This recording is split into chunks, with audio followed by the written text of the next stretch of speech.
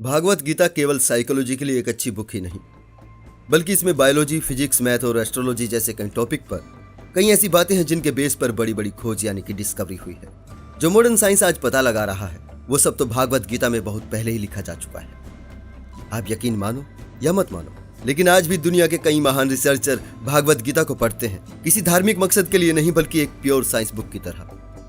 आप किसी भगवान में यकीन करते हो या ना करते हो, लेकिन आपके जीवन की तमाम समस्याओं के समाधान भागवत गीता में दिए गए।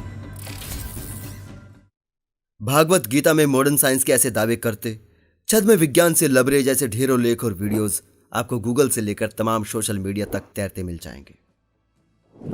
लेकिन सच क्या है वो हम आपको बताएंगे। आज के वीडियो में हम जानेंगे, क्या भागवत गीता एक साइंस बुक की तरह पढ़ी जा सकती है? क्या भागवत गीता में वाकई साइंस की कई थ्योरीज हैं? क्या भागवत गीता में आपकी हर समस्या का समाधान है? भागवत गीता आखिर है क्या? इसका असल मकसद क्या है? लेकिन शुरू करने से पहले एक बात मैं क्लियर कर देना चाहता हूं। भागवत गीता करोड़ों हिंदुओं की आस्था से जुड़ी है, इसलिए मैं जो भी कहूंगा वो सिर्फ ऐसे दावों के आधार पर ही कहूंगा। मेरा पर्सनली कोई इरादा नहीं है आपकी भावनाओं को ठेस पहुंचाने का। सो आप तुरंत जजमेंटल होकर यानी अपनी कोई धारणा बनाने से पहले मेरी बातों को जरा ध्यान से सुनना और फिर अपना कोई ओपिनियन, अपनी कोई राय मेरे बारे में रखना। गीता अगर कर्म करने की बात करती है तो पाखंड और झूठ की जड़ें खोदना, छद्म विज्ञान की परतें उधेड़ना ही हमारा कर्म है। इसलिए बड़े धैर्य से भावनाओं को थामकर बने रहे मेरे साथ इस वीडियो के अंत तक।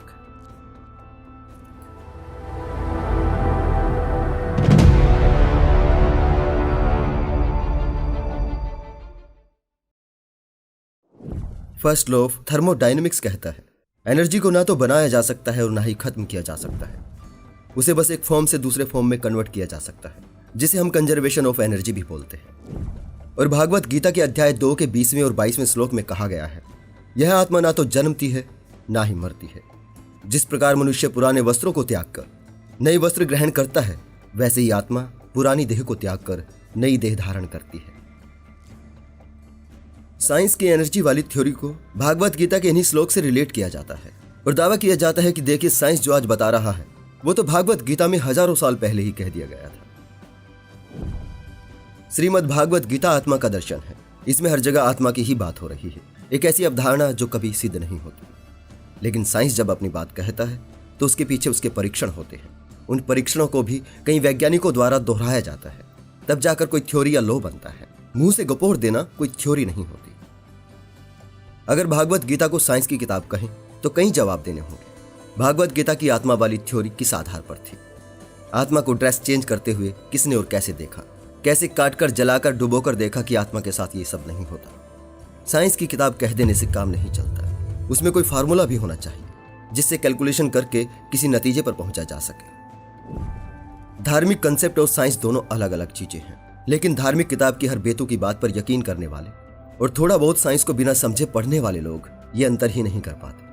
उनका साइंस की किसी बात को धार्मिक किताब से रिलेट करने का आधार केवल यही होता है कि अमुक बात भगवान ने कही है, और भगवान तो उनकी नजर में दुनिया के सबसे बड़े साइंटिस्ट हैं। अगर भागवत गीता में कही गई हर बात आपके लिए इसलिए मान्य है कि वो स्वयं ईश्वर के मुखमंडल से निकली है, तो ईश्वर अगर कोई बात कहता तो वो चोरी करके नहीं कहता। भागवत गीता में आत्मा के बारे में जो भी कुछ है उसमें उसका मौलिक कुछ भी नहीं है।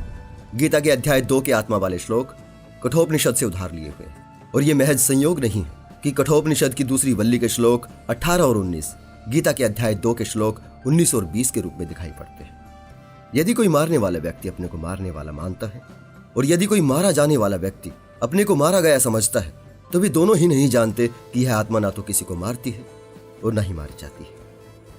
इस श्लोक की पहली पंक्ति के शब्द इधर से उधर कर वही भावांकित किया गया है और दूसरी पंक्ति अविकल रूप से वही की वही रख दी गई है। स्पष्ट है, भागवत गीता में आत्मा का कंसेप्ट आपके जैसे ही किसी बुद्धिजीवी का कंसेप्ट है, जिसने हम सब की तरह यहां वहां से ज्ञान बटोर कर एक ग्रंथ गीता की रचना की। धार्मिक किताबों में जो भी कुछ है वो किसी एक व्यक्ति के विचार नहीं है, ये अनगिनत लोगों के बरसों तक जमा किए हुए विचार हैं। किसी दिव्य पुरुष या भगवान का ज्ञान नहीं है। अब क्योंकि ये सिद्ध है, ये मनुष्य की रचना है, तो एक व्यक्ति की लिखी बातों की आलोचना, विवेचना करने में कोई हर्ज भी नहीं, क्योंकि एक इंसान की कही गई बात सच और झूठ दोनों हो सकती है। तो अब उम्मीद है आपकी भावनाएं, आहत वगैरह भी नहीं होंगी। अब आते हैं भागवत गीता की आत्मा और साइंस की एनर्जी के अंतर पर। मॉडर्न साइंस मैटर की बात करता है, न कि किसी आत्मा फात्मा की। विज्ञान मुख्य रूप से पदार्थ और उसके मूलभूत कणों इलेक्ट्रॉन, प्रोटॉन, न्यूट्रॉन, पॉजिट्रॉन के साथ साथ मुख्य रूप से ऊर्जा की ही बात करता है। और धार्मिक कंसेप्ट की माने तो कोई व्यक्ति जीवित ही इसलिए है कि उसमें आत्मा है, कोई व्यक्ति मरता ही इसलिए है कि आत्मा ने देह त्याग दी है। अब आत्मा तो निकल ली किसी और नई ड्रेस मीन्स बॉडी की तलाश में, तो यहां पर आत्मा का कंसेप्ट ही खत्म हो जाता है। साइंस जिस ऊर्जा के रूपांतरण की बात करता है वो डेड बॉडी के साथ होता है, जिसमें अब कोई आत्मा नहीं, लेकिन उस पार्थिव शरीर में ऊर्जा है, जिसका कुछ हिस्सा हवा में मिल जाएगा, कुछ हिस्सा मिट्टी हो जाएगा। उस मिट्टी से ऊर्जा वनस्पति घास हासिल करेगी, उस घास को गाय या दूसरे जीव खाकर ऊर्जा हासिल करेंगे, उस गाय से हम दूध हासिल करेंगे, जिससे हमें ऊर्जा प्राप्त होगी। इस तरह से एक पार्थिव शरीर में जो ऊर्जा थी वो खाद बनी और परिवर्तित होकर कई ऊर्जाओं में बदल गई। इसी तरह उस पार्थिव शरीर में जो नमी थी वो हवा में होते हुए पानी में जा मिली। उसी पानी से टरबाइन घूमी और बिजली बनी, जिससे मेरे घर में रोशनी हुई।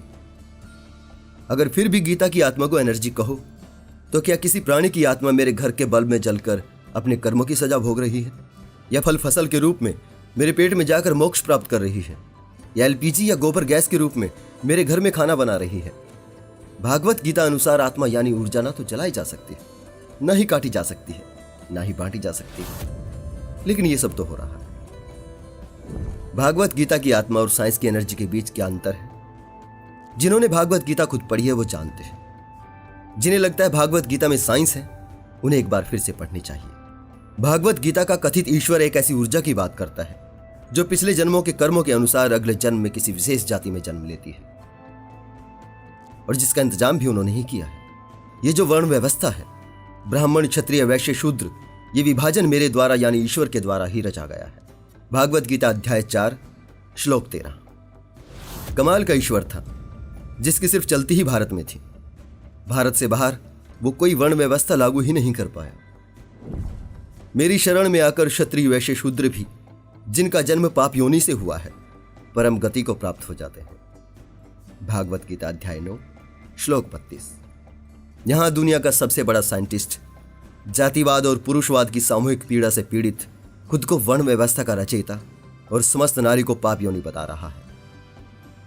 अब युद्ध के मैदान में ये जातिवादी मानसिकता दिखाने की जरूरत क्या थी, और इसमें कौन सा विज्ञान है?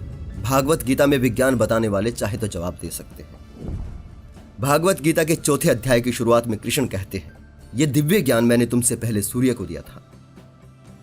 मुझे यह समझ नहीं आता कोई वैज्ञानिक गीता को पढ़ के इतना अनजान कैसे बन जाता है।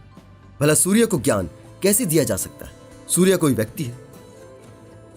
अगर कोई कहे कि सूर्य किसी राजा का नाम था, तो भागवत गीता के यथा स्वरूप में साफ लिखा है कि यह सूर्य भगवान के चक्षु के समान तेज है और उन्हीं की आज्ञा अनुसार काल चक्र में भ्रमण करता है, और यही सूर्य समस्त लोगों के अधिपति है। मतलब हमारे सोलर सिस्टम वाले सन की ही बात हो रही है। अब सूर्य को कैसे पाठ पढ़ाया जाता है, इसका विज्ञान भी कोई हमें बताएं तो जाने। यही महान साइंटिस्ट इसी भागवत गीता के अध्याय 3 श्लोक 14 में लिखता है, सभी प्राणी अन्न से उत्पन्न होते हैं और अन्न बारिश से उत्पन्न होता है और बारिश यज्ञ से उत्पन्न होती है। अब यह गलती से अपने बच्चों के सामने मत बोलिएगा। आपको शायद पता ना हो, लेकिन आपके बच्चे जरूर जानते हैं कि बारिश कैसे होती है। भागवत गीता में साइंस तो दूर की बात है, इसकी तो ढेरों बातें ही साइंस और मानवता के खिलाफ है। भागवत गीताकार खुद को भूत भविष्य का ज्ञाता बताता है, तो उसे यह ज्ञात होना चाहिए था आगे साइंस की जरूरत पड़ने वाली है। जब आत्मा पर इतनी बात कर ही रहा था तो एक लाइन और बोल देता, हे पार्थ, इसी आत्मा के मॉडिफाई रूप को कलयुग में कंजर्वेशन ऑफ एनर्जी कहा जाएगा। आज कम से कम उसके परम भक्तों को सूडो साइंस का सहारा तो न लेना पड़ता। भागवत गीता को लेकर किए जाने वाले कई दावों में से एक दावा यह भी किया जाता है कि भागवत गीता एक बहुत ही मोटिवेशनल किताब है, और इसकी तारीफ में कई छोटे बड़े पतले मोटे मोटिवेशनल स्पीकर भी बोलते नहीं थकते। इसके एक श्लोक का हमेशा जिक्र होता है जिसका अर्थ है, तू कर्म कर, फल की इच्छा मत कर। लेकिन फैक्ट तो यह है कि फल की इच्छा के बिना कोई कर्म कर ही नहीं सकता। आप कोई जॉब करते हैं, कोई कहे कि सैलरी की इच्छा ही मत कर, मिले ना मिले तू कर्म करता रहे, क्या आप वो जॉब कर पाएंगे? नहीं ना। कार्य ही कारण का सिद्धांत होता है, कॉज एंड इफेक्ट। किसी को कहो कि इफेक्ट की सोच ही मत, तू बस कॉज पैदा कर, वो आपको पागल कहेगा। और निष्काम कर्म क्या होता है? निष्काम भी तो एक इच्छा है। रही बात भागवत गीता से शिक्षा लेने की, तो भागवत गीता तो भानुमति का पिटारा है। इससे हर कोई शिक्षा ले सकता है, लेकिन अच्छी और बुरी दोनों तरह की। यह किताब हर किसी को मोटिवेट कर सकती है, एक बिजनेसमैन को भी, एक नेता को भी, लेकिन एक चोर को भी। तू बस कर्म कर, फल की चिंता न कर। अब एक चोर अगर भागवत गीता के श्लोक को पढ़े और उस पर अमल करे तो बुरा क्या है? उसका कर्म तो चोरी करना है। और आगे भागवत गीता और भी दृढ़ता से उसे ये कर्म करने की प्रेरणा देती है, क्योंकि भगवान तो स्वयं कहते हैं हर शय में मैं हूं, पाप में मैं, पुण्य में मैं, जुए में मैं, सभी में मैं ही हूं। मेरी शरण में आकर तू हर पाप से मुक्त हो जाएगा। इस श्लोक पर बहुत सी सफाई भी दी जाती है। कहा जाता है कि कर्म कर, फल की सोच ही मत। इसका मतलब यही है कि रिजल्ट क्या निकलेगा इसका प्रेशर दिमाग पे मत रख। मेरी इच्छा है कि मैं भागवत गीता से दुनिया की किसी एक बड़ी समस्या का समाधान खोज कर बताऊं। मेरे सामने दुनिया की सबसे बड़ी समस्या है बढ़ती हुई आबादी, और मैं कहता हूं इस समस्या का समाधान तो भगवान हजारों साल पहले दे गए थे। भागवत गीता के अध्याय 2 के 47वें श्लोक में परिवार नियोजन का मंत्र छुपा है। तू बस कर्म कर, फल की इच्छा मत कर। यहां फल को संतान समझे। अगली लाइन में वैवाहिक जीवन को सुखमय बनाने का भी मंत्र। कर्म करने से भी मोह ना मोह। लेकिन कोई कुछ भी कहे, यह श्लोक केवल अर्जुन के लिए ही ठीक लगता है और उसी पर फिट बैठता है, क्योंकि दूसरे अध्याय में जो बात हो रही है आप उससे अलग इसका मतलब निकालकर कवि का अपमान करते हैं। वो जो कहना चाहता है उसे वही समझा जाए, वही उसके लिए ठीक है। वो बड़े ही स्पष्ट शब्दों में कह रहा है, हे अर्जुन, ये जो तेरे सामने तेरे बूढ़े ताऊ खड़े हैं, ये पुराने कपड़ों के समान है। ये वैसे भी फटने वाले हैं, तू ही निपटा दे। इनके अंदर जो आत्मा है वो मरती नहीं है, वो सिर्फ शरीर बदलती है, जैसे तुम पुराने कपड़े बदलते हो। अगर तुझे लगता है कि ये पाप है तो तू मेरी शरण में है। मेरी शरण में तुझ पे कोई केस वेस नहीं होगा। तू बात की टेंशन ना ले, मैं संभाल लूंगा, तू निपटा दे। बस यही है भागवत गीता के दूसरे अध्याय का पूरा सार, जिसमें से आप विज्ञान निकालते हैं। भागवत गीता कोई विज्ञान की किताब नहीं। भागवत गीता में किसी समस्या का कोई समाधान नहीं, बल्कि ये सभी धर्मों के ग्रंथ आज समाज के लिए खुद एक समस्या है। तू कर्म कर, फल की चिंता ना कर। इसका मतलब तो धरातल पर यही नजर आता है कि मेहनत के फल पर मेहनती का अधिकार नहीं है। उस मेहनत के फल पर साहूकारों का, राजनेताओं का और सबसे पहले पंडों का अधिकार है। और यही इन किताबों में जगह जगह दिया गया है। हर बात इसी के इर्द गिर्द बुनी गई है। हवन करवाओ, दान करो, ब्राह्मण चारों वर्णों में श्रेष्ठ है, उसका सम्मान करो। सब कुछ मोह माया है, केवल ब्रह्म ही सत्य है। और इस धरती पर ब्राह्मण ही ब्रह्म रूप है। उसे नाराज मत करो, नहीं तो नरक में जाओगे। और ये सब मनवाने के लिए ही इन सब बातों के साथ थोड़ा इधर उधर का ज्ञान एक बेहतरीन कवि कौशल के साथ कथित भगवान के मुंह में डाला गया था। और ये सभी धर्मों की बात है। बाइबल, कुरान, भागवत गीता, पुराण, ये जितनी भी आसमानी किताबें हैं वो सभी जमीनी लोगों की रचनाएं हैं। इनमें उनकी अभिलाषाएं हैं, स्वार्थ हैं और मकसद है। तब उन्हें स्थापित करने के लिए अवतार उतारे गए, पैगंबर बुलाए गए थे। और आज क्योंकि ज्ञान विज्ञान के इस दौर में अवतारों पैगंबरों की नसबंदी हो गई है, तो सूडो साइंस का इस्तेमाल करके इन्हें बनाए रखने की अंतिम कोशिश है। इसी के जरिए आज के समय में बने रहना धर्मों की मजबूरी है। यह अस्तित्व की लड़ाई है, कुछ दिन तो जारी रहेगी। आखिर में सत्य सभी को स्वीकार करना ही होगा। आज के लिए इतना ही दोस्तों, जल्दी ही मिलते हैं अगले वीडियो में।